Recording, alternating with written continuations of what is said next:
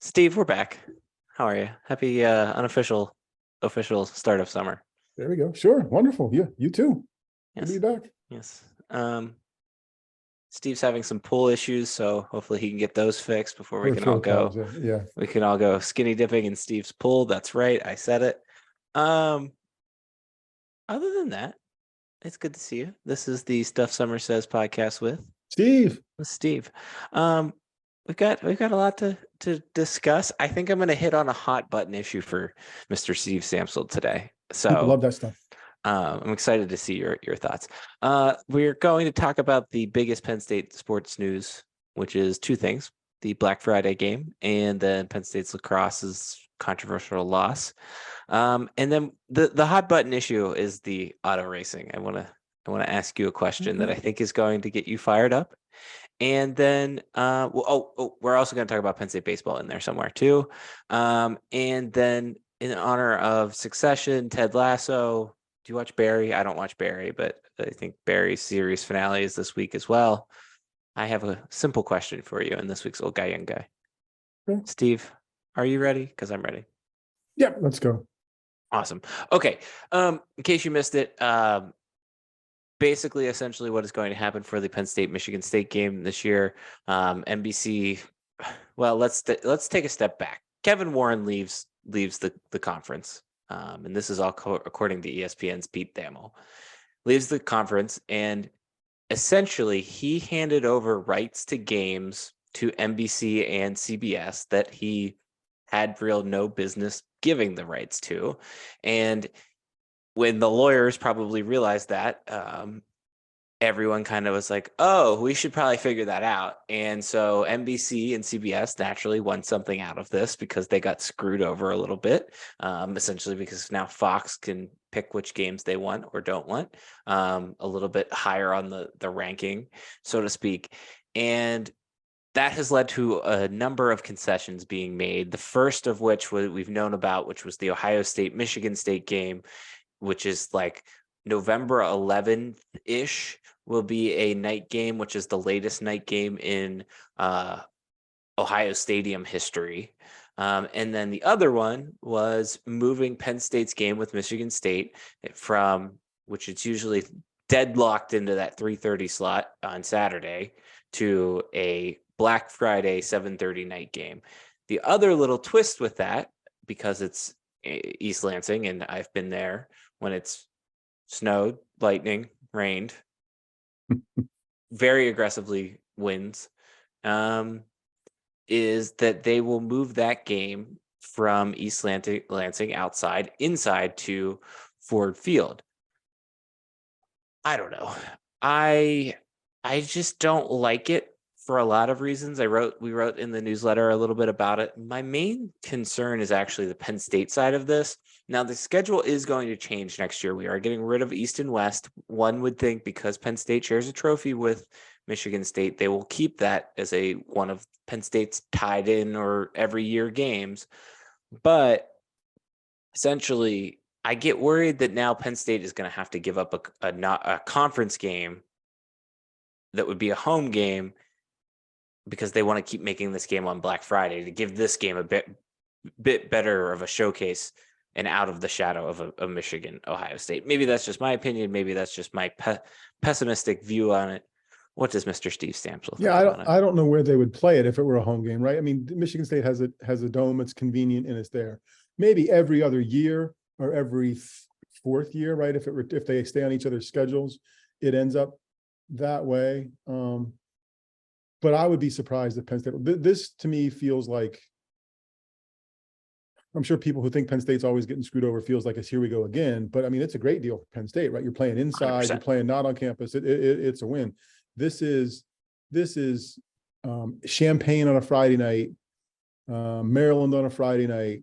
This is take one of your A-list programs and put it someplace to draw TV ratings, because they're not going to do this at home, but they'll do it on the road for the good of the conference. And they might begrudgingly be doing it it's certainly begrudgingly, but they're also going to the bank as a part of it. So I don't think it's going to affect Penn State in a home game down. I mean, I guess I'd be shocked if it did that. And the whole world changes whenever they announce the 2024 schedule anyway, because you got USC and UCLA, and there'll be all the machinations before then. but I don't think it's going to affect them on an annual basis. Maybe every other year if Michigan State, maybe, but man, the people at Michigan State are probably fired up too about, well, some of the stuff I've seen are fired up too about they've already paid for their tickets, right? Now they're getting a ticket taken away in terms of, they'll have first dibs, but it's, that. they paid for their season tickets and now they're down a game, right? If they don't want to go there. So yeah, I mean, I think that the biggest takeaway for me for all this is those of us that thought Kevin Warren had his stuff together and deserved some accolades on the way out the door. Turns out we were wrong. Kevin Warren was somehow skating through this whole time, this is tenure. I still don't believe the merger was the growth was pushed by the TV networks. He just happened to be the guy in the seat when it happened. He didn't pin down details like this. He just left stuff on the table. Like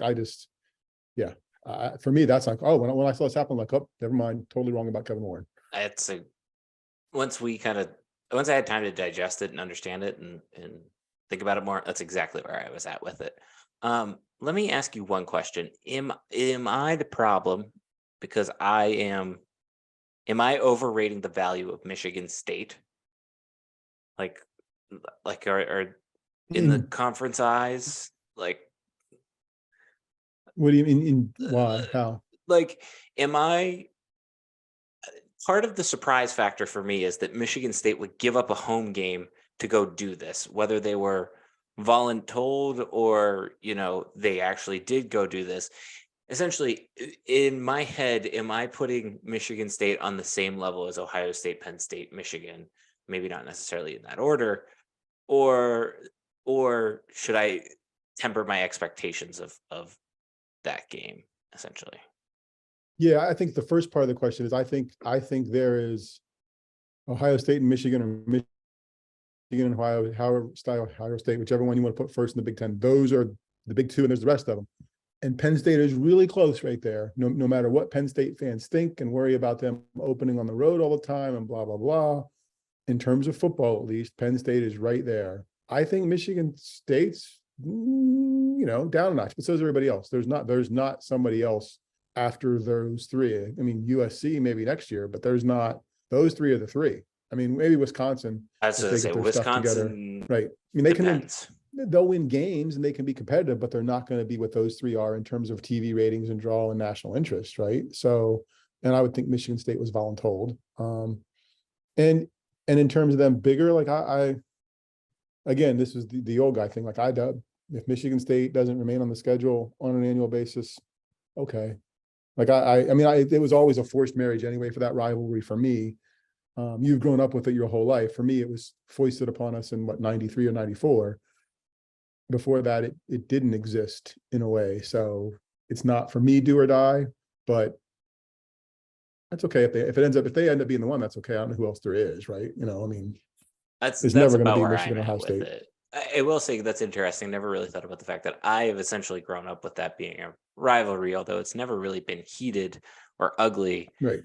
There's been key games, I think, for both teams, whether it was 2015 season when they clinched at home, the 2017 game, of course, which was the 3-hour delay game. So yeah, that's an interesting point. So okay, the other question then is, if you're a Michigan State fan, you weren't going to this game, are you now going to this game? Because that game usually isn't very highly attended. No, it depends. I mean, what is it, 90 miles?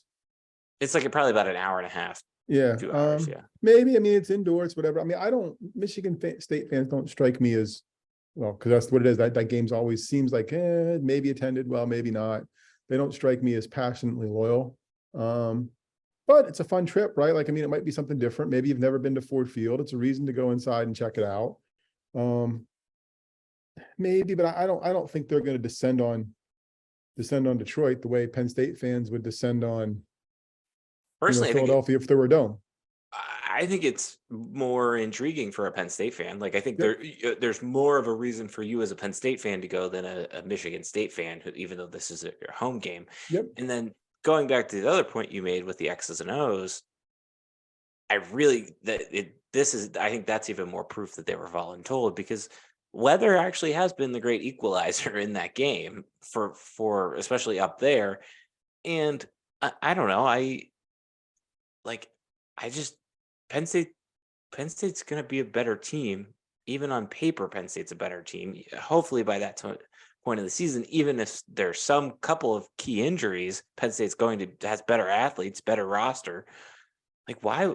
Like it almost feels like a punishment for Michigan State, I guess, is what I'm getting at here. Maybe. I mean, I think that was the easy solution, right? Like Yeah. when you look at what can we give up, there's not a date there. We can, they're in, they're at least in the same state. We can make this game make sense. And it's for the good of the conference. I mean, I think Michigan State's probably a good soldier in terms of stuff. And I think they're probably gonna need the awareness, right? I mean, or need to be seen. I mean, I don't know if they're going to be super good this year. And I think their coach, with one good season and the transfer running back a couple of years ago, parlayed that into a wonderful contract for himself. And they're gonna struggle. And he's not going to be there the length of that contract, making that much money for as long as he thinks he is. I don't think they're going to get lapped in this whole situation, I think, is what we're experiencing and seeing. Like they're starting to already fall like in the lens of just Michigan versus Michigan State. They have pretty much already started to fall behind, even if Michigan has not won a national title yet. They've at least went to the college football playoff. Yes, Michigan State has also went to the college football playoff, but that was now 10 years ago almost. They are the most interesting team in the Big Ten for me this season in terms of circus around them, I guess would be the best way to say it. Yeah, I think it's going to be hard for them to meet the expectations of what they're investing in the program, or at least investing in the coaching staff. Yeah. Steve, looking at the schedule here, I just want to let me walk you through some crazy zany ideas. Obviously, you're never going to move Ohio State and Michigan that week. And let's say, well, I guess USC is probably always going to play Notre Dame that weekend. So who does UCLA play? I don't know. They would have to play a non-conference team because there's an even number of Big Ten teams. But let's say you're never going to move the Ohio State Michigan game because you're just not. Neither school is going to agree to that. There's too much money. It's too traditional college football. You could put a Wisconsin at Minnesota game inside at where the Vikings play. Indiana, Purdue, Lucas Oil is literally right between the two stadiums. Maryland at Rutgers, there's nothing on the Eastern Seaboard that has a dome, right? Yeah, no. And then that Northwestern at Illinois game, maybe not this year, maybe not next year, but Chicago is getting a new stadium relatively soon, allegedly, and it will probably have a roof to it. So maybe this becomes like a rotating thing around the Big Ten to a degree. I'm just sitting here thinking about that.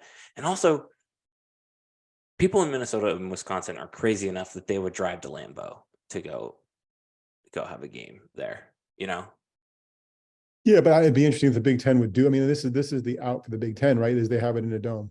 I mean, at least we're playing the game late, but we're playing it indoors.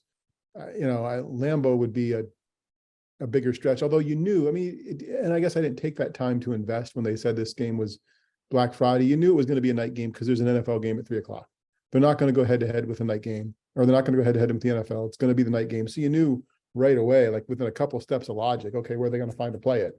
Because they're probably not going to play outside. And here's this place an hour and a half away. So yeah, I think they made a nice job cleaning up the mess that was left behind. And I think it'll work out for everybody.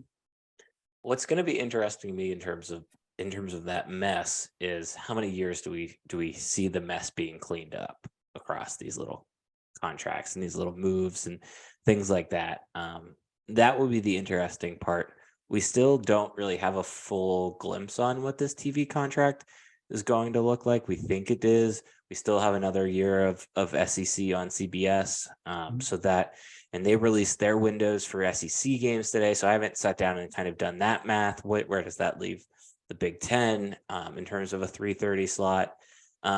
So that's interesting to pay attention to this year as well. So yeah, I agree with you that this is a mess, and it's getting cleaned up, but And the TV, I think it's going to go a little longer. and I think the TV people are smarter than the athletics people at the colleges, right? And they knew where not they took advantage of them, they knew where these windows were, right? Like the CBS knew 6 months ago where it's going to put the 7 or 8 games it has. It just knew that where they were going to fit. And I don't know whether people weren't thinking about that or what was going on.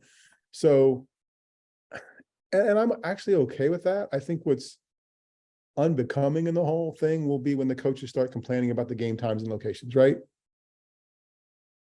Take the check, right? You're taking the check, you're doing the stuff. I don't know that you get to say, oh, woe is me, and give me student athlete welfare stuff all of a sudden, because there's opportunities for student athletes, players, whatever they are. I don't know if they're student athletes anymore, to get done what they need to get done. Don't tell me TV is making this a big burden on you because you're cashing all the checks. I don't disagree with that. I do think, kind of going back to the point that I wrote about earlier last week, was like,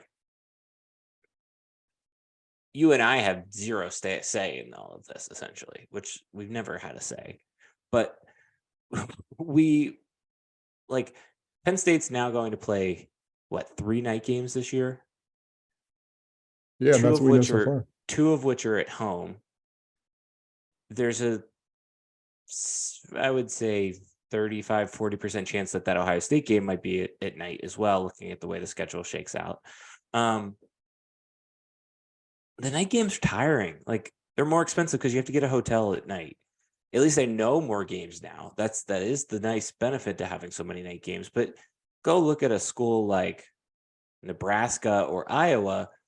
I don't think we know we know one Iowa kick time. I don't think we know, and we know one Nebraska kick time is at noon. I don't know. It's just, I don't know. I think the night game thing. I thought you youngins loved all these night games. Give me like 2 a season. That's it. Like 2 max, and we're good. Well, they're making TV shows, and TV shows play better in prime time. That's true. All right. Moving on. Would you like to talk about Penn State lacrosse or Penn State baseball next? Let's talk about lacrosse. Let's talk about TV shows, right? That's what you said. Perfect. There's a difference. Yes, listen, I don't know that much about the rules of lacrosse. I do pay attention probably more than the average central Pennsylvanian to lacrosse, probably more than Steve. I was absolutely flabbergasted when, as the play was happening, the goal was being scored. I literally went, they need to review it out loud to my dogs, and they didn't review it, and I didn't know the rule.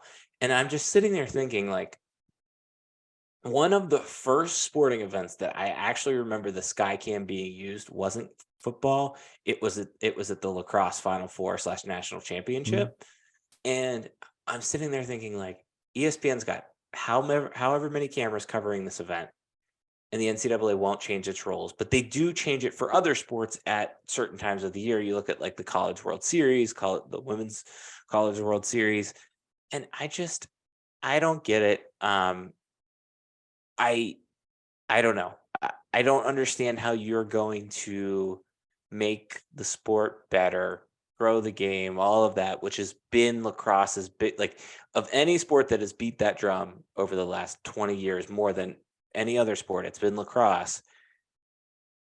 And one of the basic things that you have to be a functioning sport these days at the Division I or professional and above level, I would say, is video replay, and not having it there was a missed opportunity. That's fair. And I think their growth has been really strong the past 20 years. I mean, it's, central Pennsylvania here, there wasn't lacrosse. Now there's, youth lacrosse, there's stuff like that. I think it's grown in the ways a sport grows in a roots level, in a way that a sport like that is fun. There's a little bit of contact, there's skill, there's just, it's accessible. I think it's grown that way. I think this will probably happen. Like, I mean, all those rules, again, it's made for TV stuff, and it's made like I'm uncomfortable sometimes. You're going to play the whole season without replay, but you have replay in the championship game, one at the quarterfinals, one at the semifinals. But the first step is to do it for the big stuff, and they'll do that. I mean, it'll probably happen, at least in part, as a result of this. And I'm sure it's probably something they've discussed, already. If we've got the technology, why not use it? And, there's it's probably 50-50 on how the replay works in general in sports. Like, it just feels to me like it's always when they screw it up, when they have a great replay, like the most frustrating thing would have been that they had replay, they'd have seen the play and for somehow said it was allowable, right? Like, that's the kind of thing Right. that replay does every once in a while that really ticks you off. But I think it's probably coming. I think that's just a natural progression of the sport, right? You grow, you get enough interest, you have TV partners, and then you're like, oh, we had an event where this would have been better if we let the TV partners do their job at another level. So I think it's probably coming, and that's unfortunately for some Penn State's part in the process. Yeah. What's fascinating to me is the whole PLL thing, which is the Premier League Lacrosse. If you're not familiar, that's the main kind of professional league right now, at least. And seems like it's pretty much put its foot down and said this will be the core professional league. Their whole thing is about not having markets. Essentially, their whole thing is about being a TV event that you kind of tune into. Yet I still think at lacrosse's level of the popularity of the sport, I still think that there's probably more eyeballs watching the college Final Four / national championship. And so it's just funny because I think they do have some reviews. Now, they do have some reviews in college, but they don't really review. It's really only relates to timing procedure type stuff. With the PLL, I think they have challenges, and but it's only, I think, on goals and like certain types of plays. So I don't know. It's just surprising that it hasn't trickled down yet. It's not like this just got started televising this year. Like we've known, like, remember being very young, being like, what is the sport and why am I watching it? But it's very addicting and fun to watch. So I don't know. I'm disappointed. And I certainly feel for people that pay more attention to Penn State lacrosse than I do. I try to watch, 2-3 games a year, but that was the redemption team for a team that really got screwed out of a title in 2020 because of COVID. I tweeted this earlier this week, but there's 2 teams that got absolutely hosed by COVID at Penn State, and one of them's lacrosse, the other one's men's hockey. And this team was something special, and you could kind of tell that throughout if you were paying attention this season. And for them to kind of lose that way, I think for them to lose that way is harder for them to lose, 20-7 or something like that, at that stage. Like, just think we'll think about that one. Even if you weren't a Penn State lacrosse fan, you are going to think about that Penn State moment for quite a while, I think. Yeah, I think it's become, I think if you're a Penn State sports fan who's engaged in stuff, it's now that on your list, right? Of stuff that just didn't go well, right? Yeah. So 100%. Okay. Stuff that didn't go well. The Rob Cooper era at Penn State baseball. Steve, should we just accept that Penn State baseball is never going to be a above average team? Or is that a bad way to look at it when you put it in the perspective of the Big Ten and other teams that are in the Big Ten? I think this hire and the commitment that comes after it will be interesting to see what happens. I don't know whether you're just rearranging the seats in the Titanic or not. And Titanic is harsh, and they're not that bad. But they're just not. Penn State has not invested in the program. Coop was one of the lowest paid, if not the lowest paid baseball coach in the conference. It's just the weather, all those other things, the facility, the indoor stuff. Now, if they're going to try to say, hey, we're going to do this new indoor facility that everybody's going to use except football, because football is going to have its own existing facility, and we're going to do this, and we're going to make a commitment. I guess those things are kind of interesting. Is like, well, then why would you can the coach, right? Like, give the current guy the tools and resources they need. But it's been a decade, so maybe they're just going to. But if they don't have those tools, the next person doesn't have those tools, and I don't know what they think is going to differ. Like, it's great that they have varsity baseball, and it's wonderful. But, and I guess I've mentioned it on here before, like the biggest accomplishment I've seen as a Penn State sports fan in any sports was the 1999 baseball team's run to the Super Regional. And I'd be shocked if I see that happen in the next 10 years again. They're just not, that's not what happens here, even though Pennsylvania has good baseball and all those kind of things. I was just about to say that that is the most fascinating part of all of this. There is very few sports that PA, probably football being one and baseball very closely number two.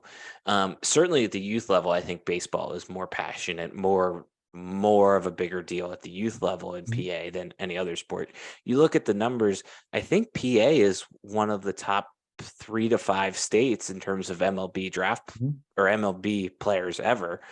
So it's not like there's not a hotbed for it. And I don't know. As much as I hear the weather argument, and see that argument all made all the time, you look at Michigan, which is, Exactly. 10 degrees colder north.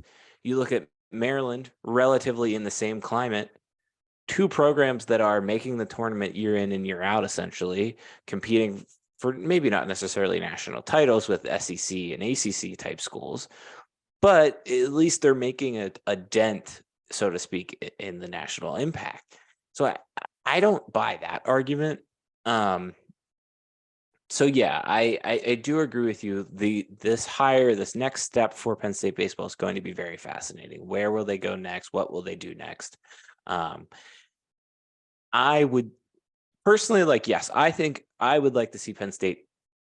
I don't necessarily want to say invest, but develop a base, not even as a baseball school, but just develop a little bit more in baseball and be relatively competitive. I think for me personally, College World Series is one of my favorite sporting events of the year. But I feel like in general, college baseball has gotten bigger as the internet has kind of grown and it's easier to get access to your team. I don't know. I probably could say this about any sport at Penn State, but go all in, keep pushing. There are holes to be filled. The Lady Lions program is down. Go fill that, be baseball and go fill it there. Go do this. It's not and the other thing is, it's not like there's not fan support. They had a lot. Now, some of it was Dollar Dog Night, but they had a lot of people at baseball games this year. There was a lot of social clout around it on the internet this season. People were paying attention. People are passionate about Penn State. We've said this time and time again. People will care. You just got to give them just a little bit of a reason to care. And I'm hoping that that's what I want them to do.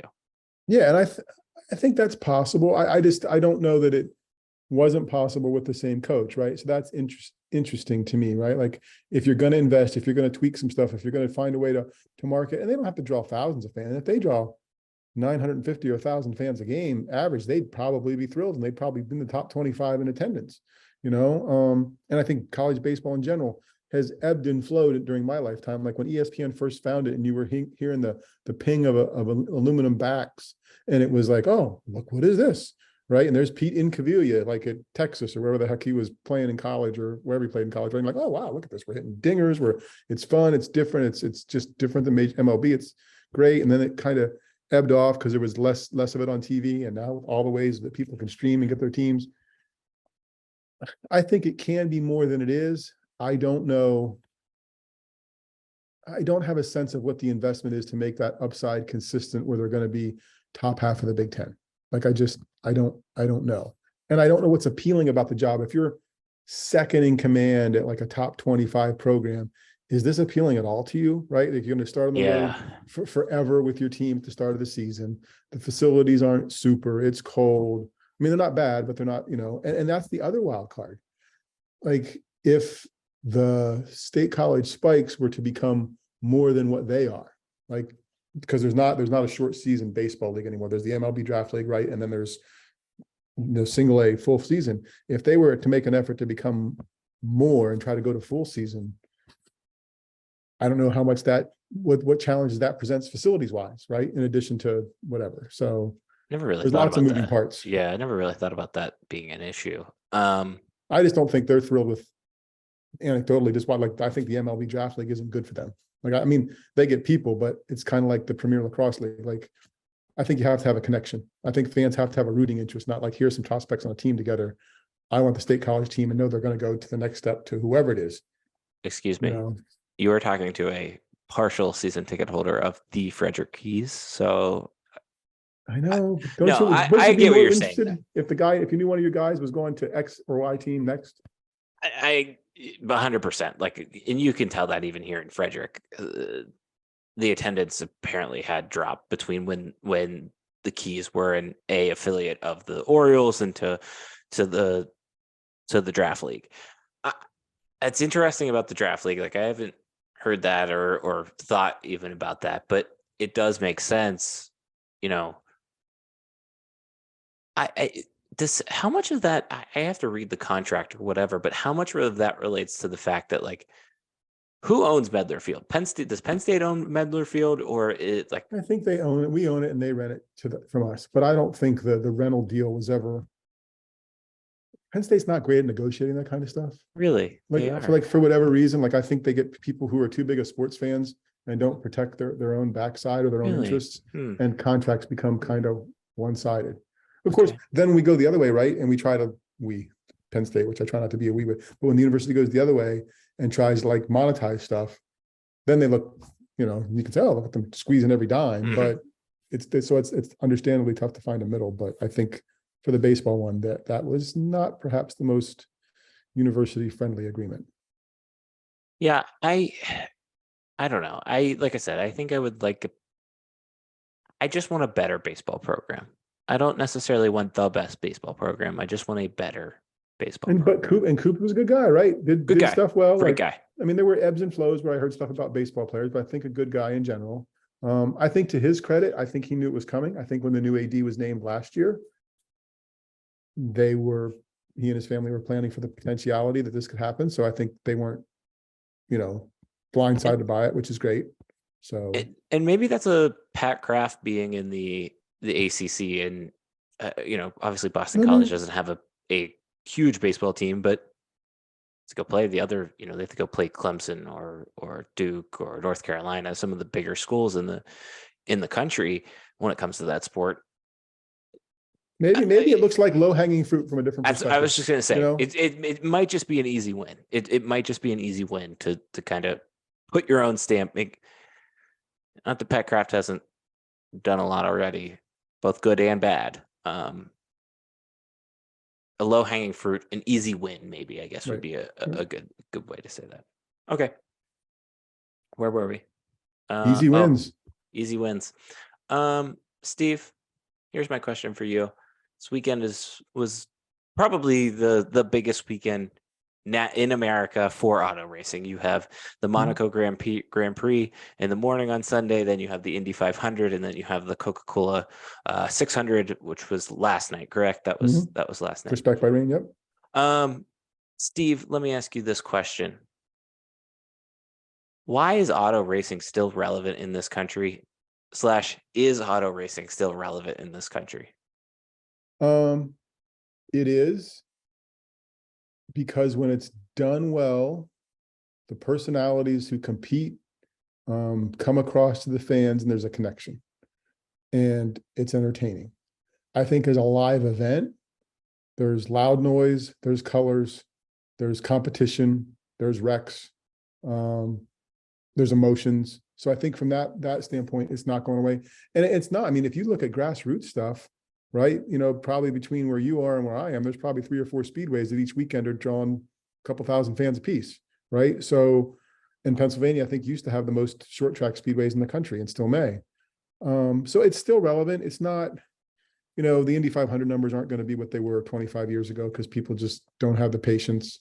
NASCAR numbers have dropped off a little bit because I think they got greedy 15 or 20 years ago and started going away from their roots a little bit and just taking what they could, taking the shore money, and then people were burnt. Formula One is having a day. I mean, it's in the midst of its heyday in Pennsylvania, yeah, United States, thanks to the Netflix series. And again, the person and for Formula One, even Monaco, which is almost always a boring race to follow, a leader race, there's the personalities come across, right? And it's it's going to end relatively quickly. I mean, that's the other thing.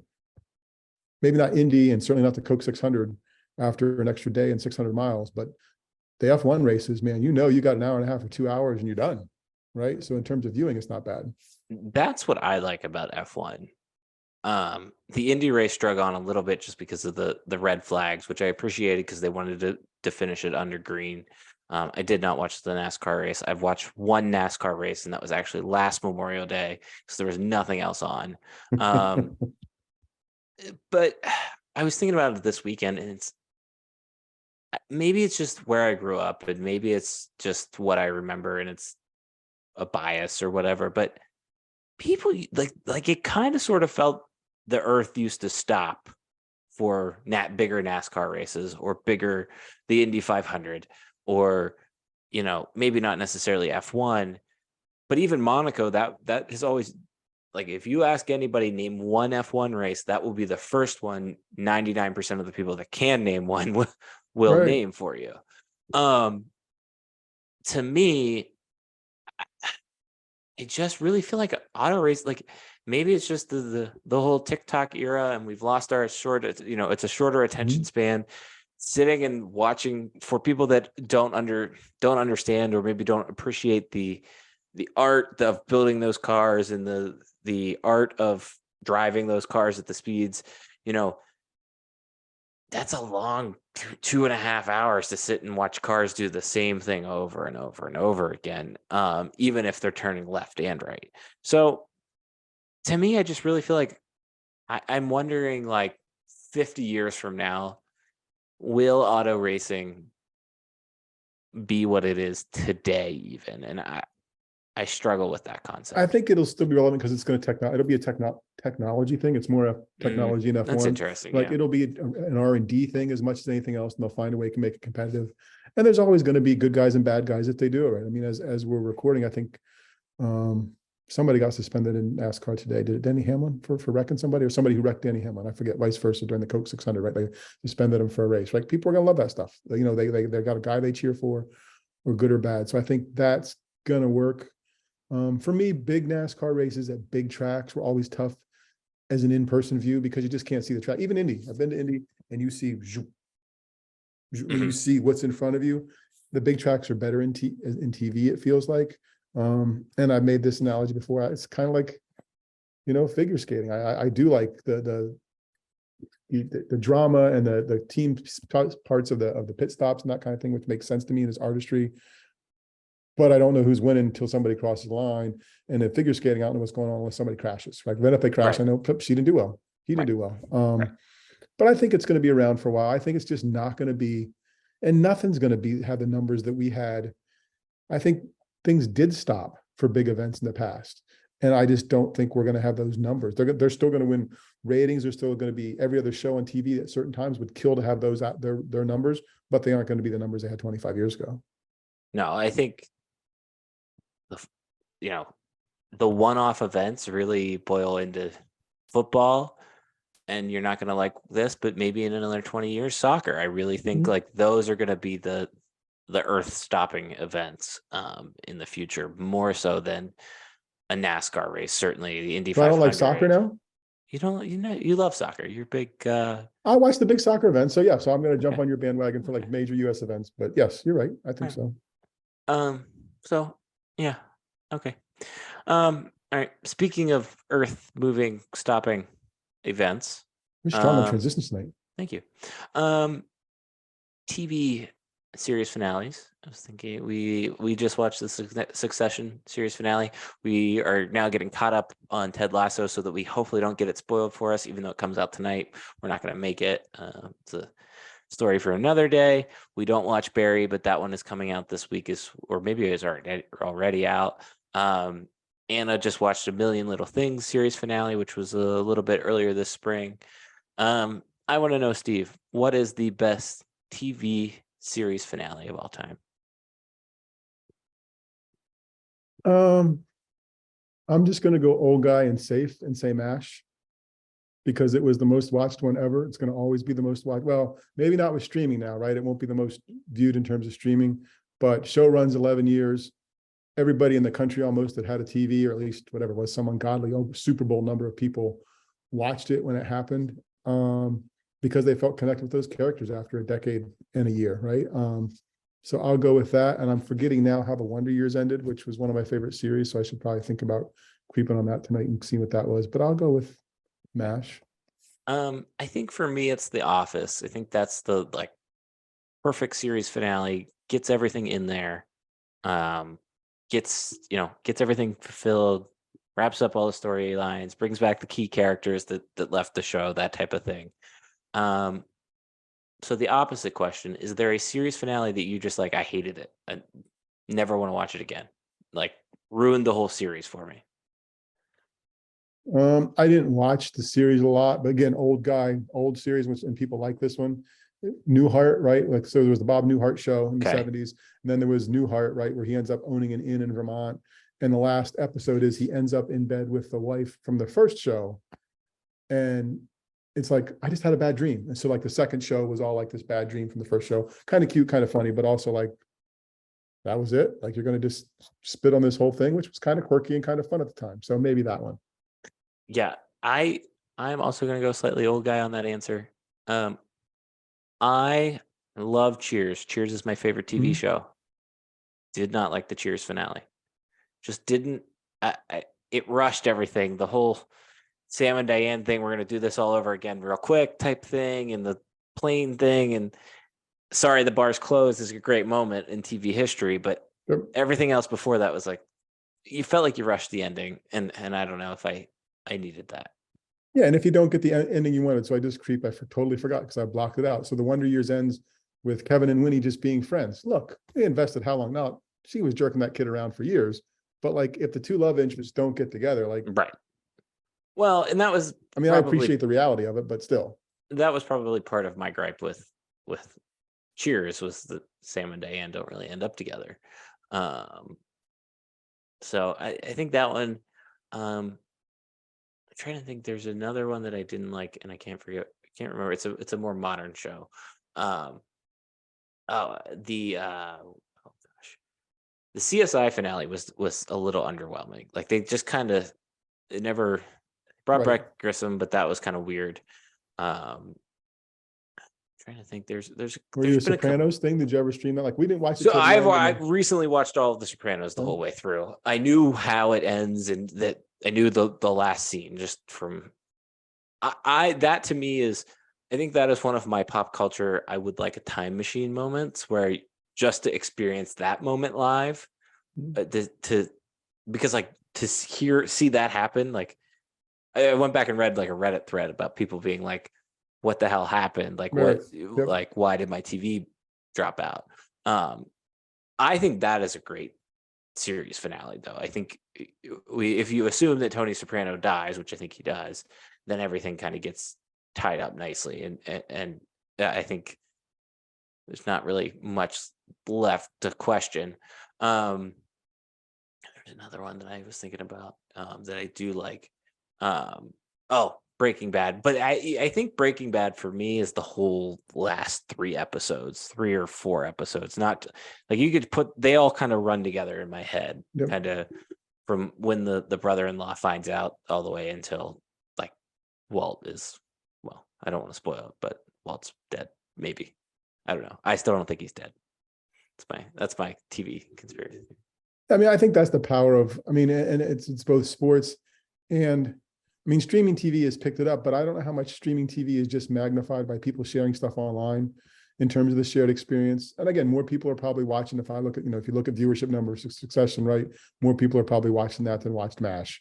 But in terms of, I think that shared experience is vital. So I guess no matter how they do it, I'll talk myself around the circle, right? I think as long as there's some shared experience, that's what people enjoy. It's kind of like sports. It's like sporting events. Like there's that thing a thing you have in common that you all witnessed and experienced together, which was a powerful thing. Well, and that was the fun part about the Succession finale was we stopped what we were doing at 9:00. We put it on, even though we have HBO Max or whatever it's called now, and all of your friends are tweeting about it. Those moments are what make Twitter great. What make those types of moments a lot more fun to kind of share those kind of universally.